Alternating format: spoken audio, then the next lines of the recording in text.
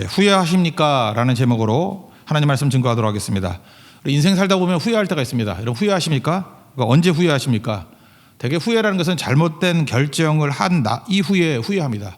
그 결정이 돌이키기 어려울 때 더 크게 후회합니다. 근데 언제 잘못된 결정을 내립니까?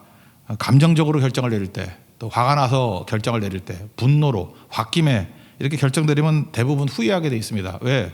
잘못된 결정이기 때문에 그렇다라는 것입니다. 그래서 성도는 둘 중에 하나예요. 홧김에 결정을 내리든지 자기 속에는 옳은 대로죠. 또 하나는 말씀대로, 그죠? 기도하면서, 그러니까 기도 없는 결정, 말씀 없는 결정의 위험성 이런 것을 보여주고 있다는 것입니다. 여러분들이 자기 속에는 옳은 대로 또 홧김에 결정 내리면 평생 후회하는 삶 삽니다. 한마디로 얘기해서 후회 없는 인생 사는 길이 무엇이냐? 기도하면서 결정하는 거예요. 그리고 하나님 말씀대로 결정하는 거. 그래야 후회가 없다는 것입니다. 그러니까 우리 대부분 말씀을 떠나고 기도를 떠나니까 되게 후회하고 살죠. 후회했던 것들 보면 말씀 떠나서 살았던 내용들 아닙니까? 말씀 떠나서 내렸던 결정들. 그게 우리를 후회로 이끌더라는 것입니다. 이들은 뭐 소견도 소견이지만 홧김에 내린 소견이니까 최악이죠. 그래서 잘못된 결정들을 쭉 내렸다. 1절부터 12절까지 후회된 인생 그것을 보여주고 있습니다. 이스라엘 총회는 베냐민에 대해서 화가 났습니다. 그래서 진멸이라는 표현을 쓰죠. 원래 진멸이라는 표현은 헤렘이라 그래서 이건 이방인들에게 쓰는 표현이에요. 다 죽여버리는 거. 근데 자기 동족들에게 진멸이라는 개념, 헤렘이라는 개념으로 다 죽여버리게 되었죠. 그런데 600명이 도망쳤습니다. 비겁하게 베냐민. 그래서 앞장 20장 47절 보니까 광야로 도망친 600명이 있었죠. 그 베냐민 입장에서 놓고 볼 때 도망친 놈들 비겁자다 그럴지 모르지만 그들의 비겁함이 베냐민의 그 명맥을 잇게 만들었어요. 우리나라도 임진왜란 때 그랬죠. 7천년 해전에서 다 박살났는데 배설이라고 이름도 이상하죠. 배설. 예. 그 12척 몰고 도망쳤죠. 잘 도망쳤죠. 그 도망 안 쳤으면 전멸했잖아요. 그죠? 그래서 그것이 이순신 장군의 재기의 발판이 되지 않습니까? 신에게는 아직 12척의 배가 남아 있사오니 그렇게 말할 수 있는 근거가 도망친 배설이라는 사람 때문에 이게 가능했다. 뭐 이런 얘기도 있습니다. 어쨌든 간에 600명이 도망친 것이 베냐민 지파의 그 명맥을 이을 수 있는 어떤 계기가 되었다. 이런 얘기입니다. 어쨌든 얼마나 광기입니까? 자기 동족, 형제를 화가 난다고, 그죠? 물론 잘못도 했죠. 그렇지만 그 몇몇의 그 불량배들의 잘못을 가지고 한 지파를 다 진멸시킬 정도로 그냥 어처구니없는 광기들이 벌어지게 되었다라는 것입니다. 거기다가 한술 더 떴어요. 뭐라 그러냐? 화가 나니까 막 죽이기도 하고 뭐 맹세도 하고 막 그러는 거예요. 베냐민에게는 딸을 아내로 주지 않겠다 그렇게 맹세했어요. 물론 다 죽여버렸으니까 없을 거라고 생각했지만 600명 남았는데 후회하잖아요. 그러니까 기도 없이 내린 결정, 맹세, 호언장담 이런 것들은 다 후회로 간다는 것입니다. 신약에는 이런 사람이 있었죠. 베드로. 기도 안 하고 호언장담하다가 망신 나가지 않았습니까? 우리가 꼭 그렇다라는 거예요. 이 사사기가 멀리 있는 게 아닙니다. 기도 없이 기도하더라도요. 말씀 아니고 막 급하게 맹세하고 막 호언장담하고 막 극단적으로 표현하고 이러는 사람들은 반드시 후회하게 돼 있습니다. 그거는 하나님의 말씀의 기준이 아니기 때문에 그렇습니다. 기도가 많으면은 경험적으로 아시죠? 말이 없어져요. 하나님께 아뢰게 되지. 그러니까 말이 많은 건 기도를 안 하는 거예요. 그러니까 하나님께 많이 아뢰는 사람은 사람에게 적게 말하고요. 사람에게 말을 많이 하는 사람은 하나님께 적게 말하는 분입니다. 그러니까 기도가 많으면 말이 줄어들고 그 다음에 말이 많다는 것은 기도가 줄어든다 그런 뜻이라는 것입니다. 호언장담하는 거 보니까 이 사람들 보니까 위태위태하죠. 아슬아슬하죠. 그리고 안정성이 없지 않습니까? 우리 모습이 그래요. 기도 없이 어떤 결정을 내리면 맨날 이런 모습 보인다는 것입니다. 그리고 3절에 보니까 한순간에 후회해버리고 이게 그들의 모습이었다라는 것입니다. 엄청 울었습니다. 2장에도 나오죠. 복임이라고. 우는 자들이란 뜻이거든요. 복임. 근데 이게 왜 울었어요? 회개의 울음이 아니고 왜 이렇게 되는 일이 없는 거야? 왜 하나님은 나만 혼내? 하는 짜증스러운 울음이에요. 또 그러고 있어요. 그래서 복임이란 개념의 울음이에요. 그죠? 회개의 울음이 아니라 짜증스러운 울음. 1절부터 4절까지 읽겠습니다. 시작. 이스라엘 사람들이 미스바에서 맹세하여 이르기를 우리 중에 누구든지 딸을 베냐민 사람에게 아내로 주지 아니하리라 하였더라. 백성이 베델에 이르러 거기서 저녁까지 하나님 앞에서 큰 소리로 울며 이르되 이스라엘 하나님 여호와여 어찌하여 이스라엘에 이런 일이 생겨서 오늘 이스라엘 중에 한 지파가 없어지게 하시나이까 하더니 이튿날에 백성이 일찍 일어나 거기에 한 제단을 쌓고 번제와 화목제를 드렸더라. 이 번제와 화목제 예배잖아요. 예배 드린다는 건 뭐예요? 죽었다는 거거든요. 그 제물과 같이 내가 죽었다. 그러니까 NIBC, not I but Christ. 이게 예배거든요. 나는 죽고 예수로 사는 거. 그럼 말씀대로 가야 될 거 아니에요. 근데 죽었다고 말만 하는 거예요. 그죠? 예배 드렸다가 형식만 있는 거고 여전히 소견대로 갑니다. 또 맹세예요. 또 맹세. 또 맹세가 뭐죠? 총회에 참석하지 않은 사람 다 죽여버리겠다 뭐 이런 거죠. 안 모인 사람.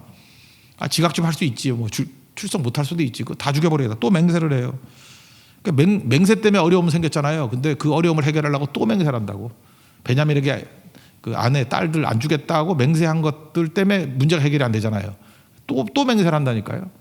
예수님이 산상수훈에서 마태복음 5장 34절에서 너희는 도무지 맹세하지 말라 이렇게 말씀이 나오죠. 왜 그래요?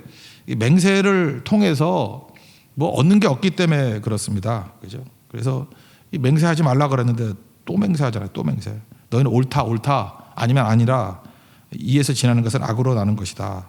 그러니까 맹세를 지킴보다 맹세하는 것 때문에 해악이 더 많다라는 거예요. 맹세 누가 합니까? 자기 증명하려고 잘난 척하려고 맹세하잖아요. 또 맹세 왜 합니까? 자랑거리. 막 맹세하면 뭐 되게 믿음 좋아 보이고 뭐 그러 보이죠. 지 잘난 척하려고. 또 하나는 뭐예요? 포장하는 거죠. 하나님의 뜻으로 포장하려고 맹세. 그래 잘 보면 맹세는 하나도 좋을 게 없어요. 그래서 맹세 잘하고 호언장담하고 하는 거는 사실은 손해인데, 그죠? 우리도 좋게 안 보잖아요, 그런 거.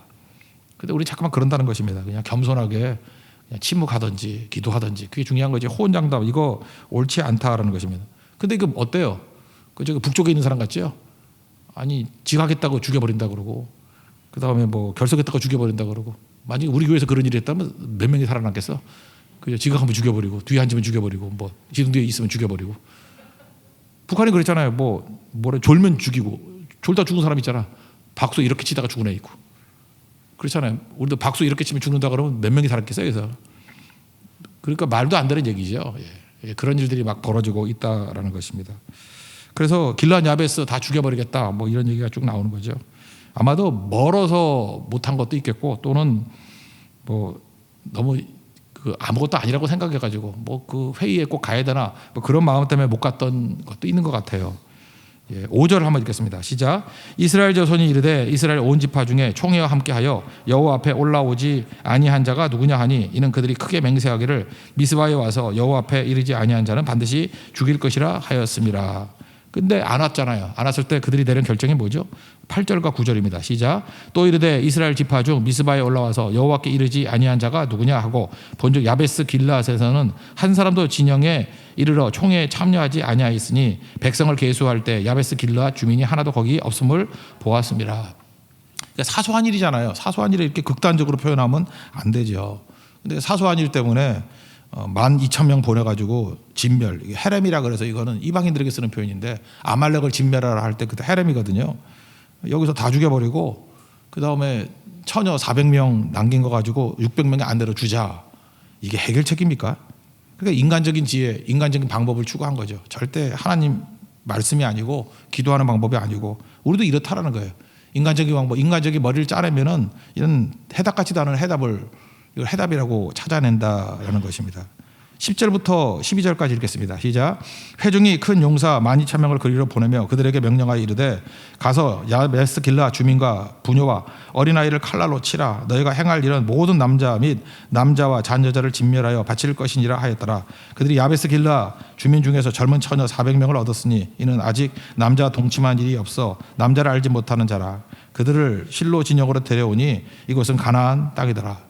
마지막에 이곳은 가나안 땅이더라. 이게 무슨 얘기예요? 원래 하나님께서 가나안 땅, 이 죄악의 가나안 땅을 변화시켜서 하나님 나라로 만들려고 그랬었는데 이것이 가나안 땅이더라. 혀를 차는 거죠.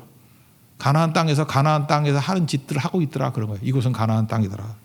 말도 안 되는 일이 믿는 자들 안에서 벌어지더라. 여전히 가나안 땅이더라. 그죠?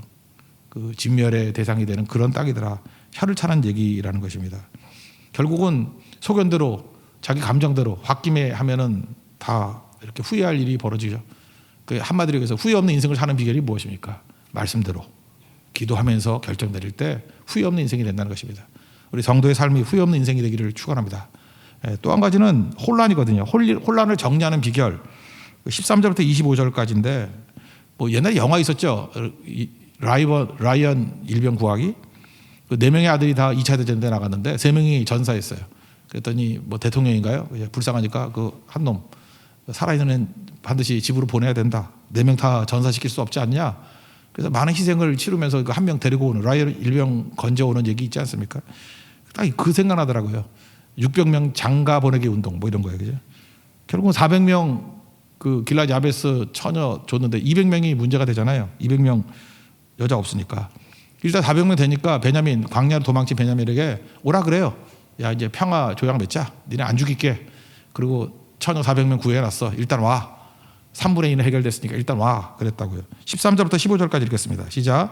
온 회중이 림몬바위에 있는 베냐민 자손에게 사람을 보내어 평화를 공포하게 하였더니 그때 베냐민이 돌아온지라. 이에 이스라엘 사람이 야베스 길랏 여자들 중에서 살려둔 여자들을 그들에게 주었으나 아직도 부족하므로 백성들이 베냐민을 위하여 뉘우쳤으니 이는 여호와께서 이스라엘 지파들 중에 한 지파가 빠지게 하셨음이었더라. 아직도 200명이 부족하잖아요.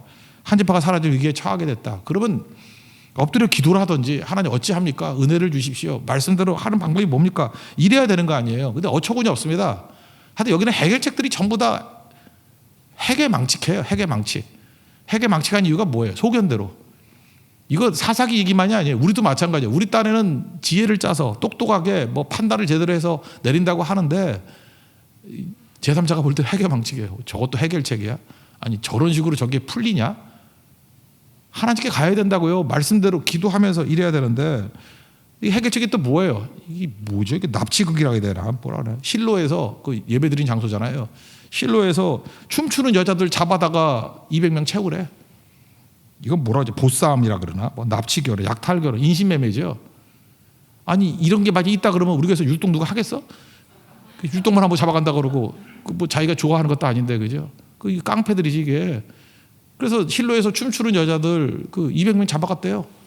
이걸 해결책이라고. 말도 안 되는 얘기죠. 그러니까 그 여자들은 예배드리고 하나님께 경배드리다가 이게 웬 봉변이에요? 이런 걸 해결책이라고 얘기하더라는 거예요. 18절부터 21절까지 읽겠습니다. 시작. 그러나 우리가 우리의 딸을 그들의 아내로 주지 못하리니 이는 이스라엘 자손이 맹세하여 이르기를 딸을 베냐민에게 아내로 주는 자는 저주를 받으리라 하였음이로다 하니라.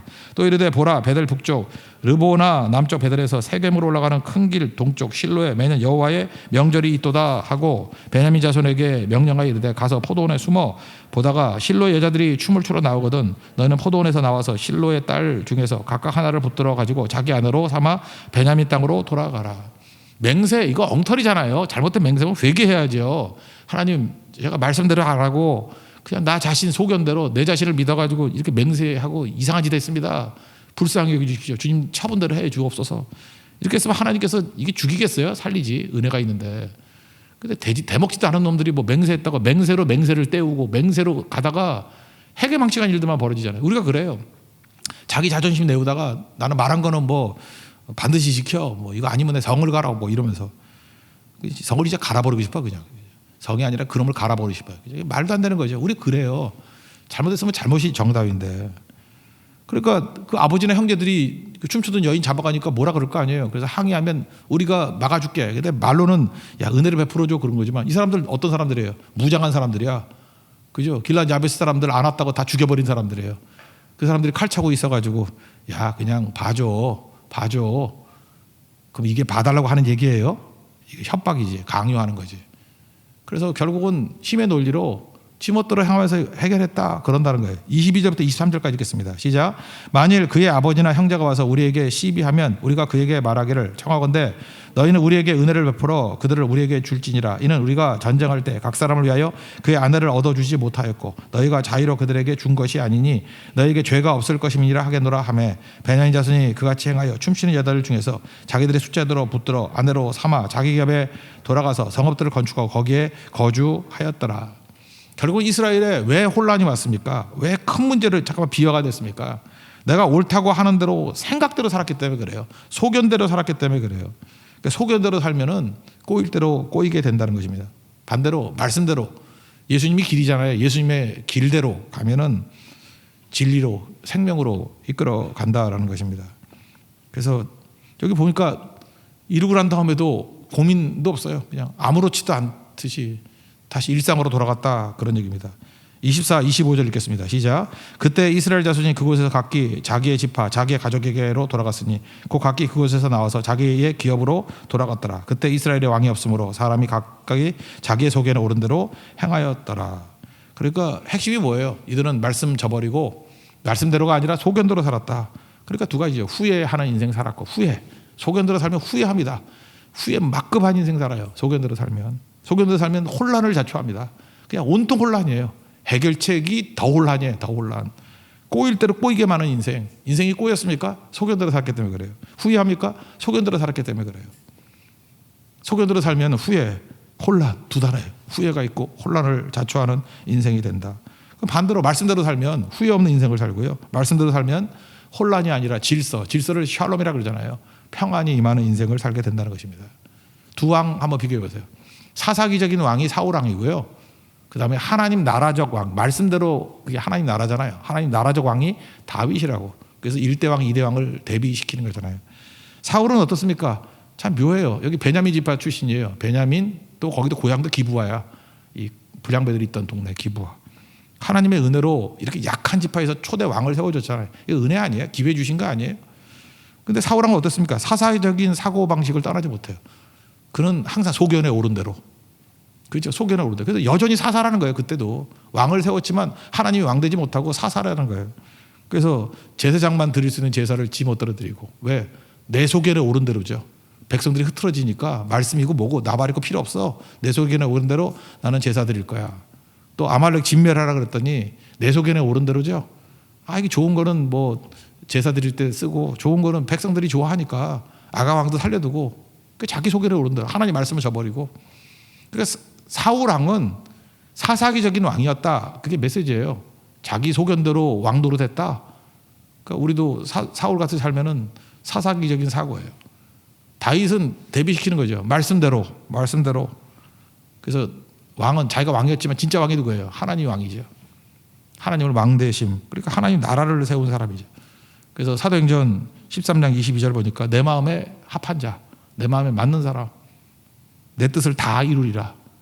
그러니까 내 마음에 합한 이유가 뭐예요? 하나님의 뜻을 이루는 인생. 자기 뜻, 자기 소견이 아니라 말씀대로 내 뜻을 다 이루리라. 그게 인생이라는 것입니다. 여러분 소견대로 살면 후회합니다.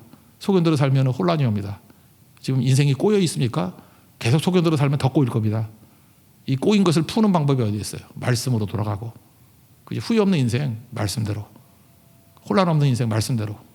거기에 또 기도가 포함되어야겠죠. 기도하면서. 그럴 때 승리하는 인생이 될 것입니다. 우리 사사기 마무리 지면서 소견대로의 인생 절대로 살면 안 되겠다라는 결심을 하고 다윗과 같은 인생, 말씀대로 사는 인생 되도록 다짐하는 하나님 종 되기를 축원합니다. 자리에서 일어나겠습니다. 우리 좁은 길 찬양하겠습니다.